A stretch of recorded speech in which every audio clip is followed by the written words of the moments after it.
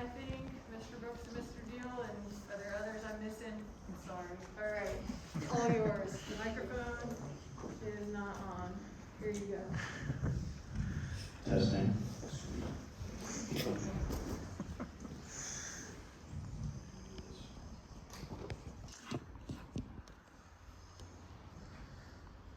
All right. Well, on behalf of the entire Design Build class, thank you all for coming to this. Today I'm Kyle Siebert. I'm William Higginbotham. I'm Curtis Gremillion. I'm Ashley Ogden. And today we're going to be presenting the Design Build class of 2021 and the impact that service learning had on our class. So what is Design Build? Design Build is a third-year architecture program that goes through the winter and the spring quarters. It's basically a relief from our normal studio setting, looking at computers, and basically getting some real hands-on construction experience. Louisiana Tech and MedCamps have been partners since 2014, and they have built countless projects out there at MedCamps, ranging from an archery range to a zip line, and also a new store, a new camp store. Now, what is MedCamps? MedCamps is a camp located in Shudrin, and they specialize in allowing for children with chronic disabilities to enjoy a week of summer camp free of charge. And this is their corporate mission that they have up on their website, but their real job is just to give these children a chance to experience what fun and what activities you can have at summer camp. So for our class of 2021, we developed a new entrance for MedCamps, and this was really special to us because all the other projects that were done by past Design Build classes are really special to Louisiana Tech, and our goal was to try and encompass all those projects into one entrance and sort of introduce these projects. So that was a real challenge, but it paid off in the end. But how did we get there? Well, we got there through trial, iteration, and frustration. And where we ended up at was Joseph Campbell's Hero's Journey. And the three things that we took from that were the call to adventure, the arrival, and the threshold.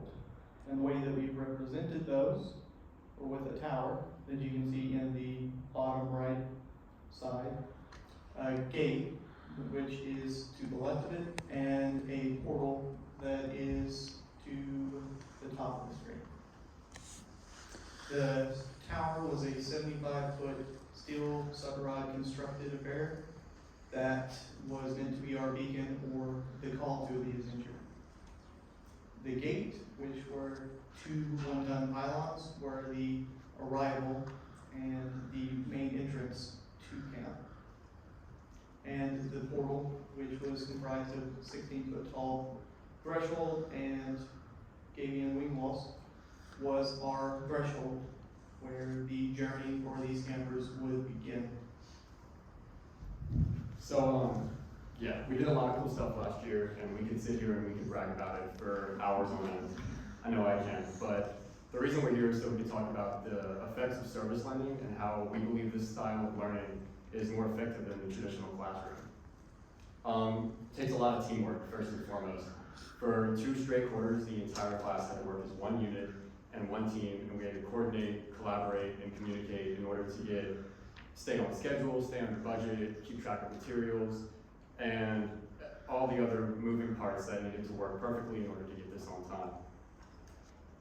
And the longer that we worked as a team, the more efficient we got. So by the end of this class, we were basically a 30-minute construction crew. Determination, that's something we have some experience with in our typical studios, but this took it to a whole nother level.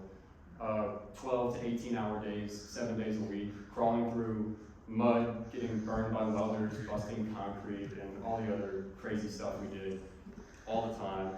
And not to mention staying up till 3 a.m. in the rain and the bugs, trying to finish before our dedication ceremony. We had to be resourceful. Not only did we have the smallest budget in Design Build history, but we had the largest square footage to cover. And we sort of bit off more than we can chew and designed more stuff than we had money to build. So we had to take this existing barn on site and dismantle it piece by piece as opposed to just knocking it over and reuse everything we could. The gable wall is filled with crushed concrete. The tower's made from donated sucker rods. And all the wood construction you see inside the portal came off this old barn. That's a picture of all of our materials laying out in the field when we were done. But the most important thing is client relations. That's something that's ever present in the real professional environment. And it's not something you get away from, and it's something that we don't get to experience in a typical studio. So managing a relationship with your client, keeping them satisfied, having a real budget, they're giving real money for this project, they have a real time constraint, and having to manage all of that really gives us the opportunity to learn that we don't have in a typical studio. And speaking of clients,